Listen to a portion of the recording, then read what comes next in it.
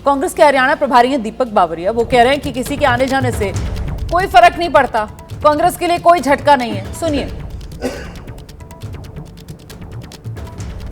हरियाणा विधानसभा चुनाव से ठीक पहले कांग्रेस को झटका देते हुए विधायक किरण चौधरी अपनी बेटी और पूर्व सांसद श्रुति चौधरी के साथ बीजेपी में शामिल हो गई हैं। कांग्रेस पार्टी को इस पर क्या कहना है, मेरे साथ कांग्रेस के महासचिव और हरियाणा के प्रभारी दीपक बावरिया जी हैं। सर, माना जा रहा है सर कि विधानसभा चुनाव से पहले ये कांग्रेस को बड़ा झटका लगा है। बंसीलाल जी की पुत्र वधू के तौर पर विरासत भी और तेज तर्रार विधायक भी रही है कांग्रेस की Kiran ji.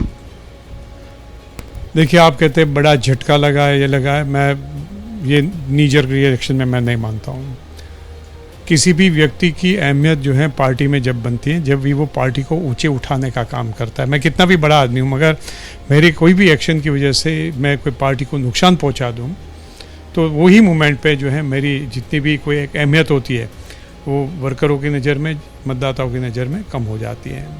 It is most unfortunate है, बड़ा दुर्भाग्यपूर्ण है कि किरण जी जो हैं बंसीलाल परिवार से जुड़ी हुई हैं। बंसीलाल जी का परिवार का ये पार्टी से बहुत ही लंबा नाता रहा है, तो और उन्होंने पार्टी छोड़ने का जो निश्चय किया है, उनके कुछ की निजी वजह होगी, उसका खुद का सोच हो सकता है, मैं उसके पर कोई नुक्तेचीनी नहीं कर सकता हूँ।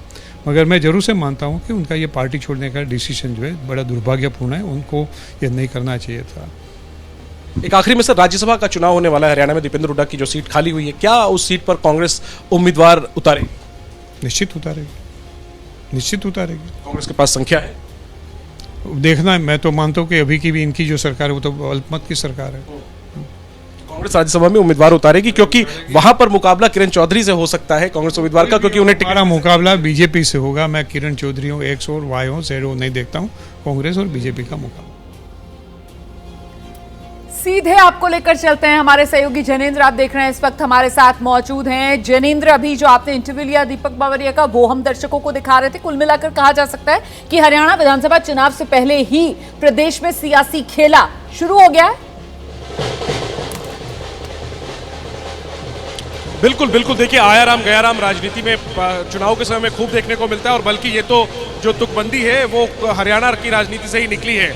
इससे पहले अशोक तंवर कांग्रेस के प्रदेश अध्यक्ष थे, वो इस बार बीजेपी की टिकट पर लड़े लेकिन कामयाब नहीं हो पाए। किरण चौधरी विधानसभा चुनाव से ठीक पहले गई हैं, उम्मीद जताई जा रही है कि उन्हें राज्यसभा की टिकट मिलेगी, और इसके बाद विधानसभा चुनाव में वो कितना फायदा पहुंचा पाएंगी बीजेपी को, ये वक्त बताएगा। लेकिन निश्चित तौर पर बड़ा झटका है कांग्रेस पार्टी के लिए, और लेकिन इससे एक लाभ भूपेंद्र सिंह हुड्डा को ये होगा कि अब उनकी पकड़ कांग्रेस पार्टी पर और मजबूत होगी। उनके सामने 3 चेहरे माने जाते थे, कुमारी शैलजा, किरण चौधरी और रणदीप सुरजेवाला।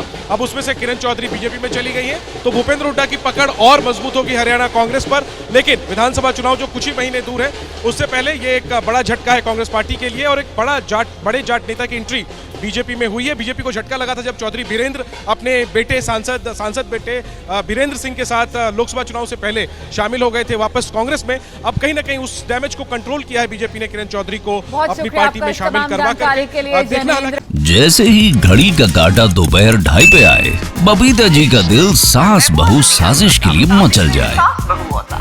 और ये है इनकी बहू, पूरे दिन ऑफिस की टेंशन हो जाए गॉन जब ये करें अपना फेवरेट शो फ्री टाइम पे ऑन।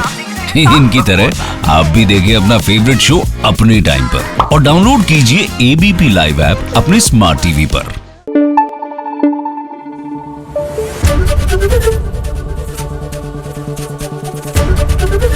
एबीपी न्यूज आपको रखे आगे।